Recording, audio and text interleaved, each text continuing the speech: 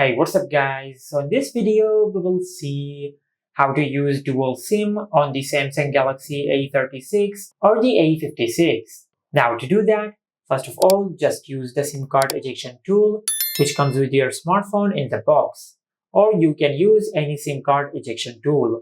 After that, just insert the SIM card ejection tool in the SIM tray hole at the bottom of your smartphone. After that, just extract the SIM card tray. Now at the front, you can enter your first SIM card and you can enter your second SIM card at the back.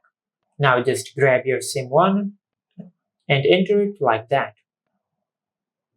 Now to enter your second SIM card at the back, just enter your second SIM card.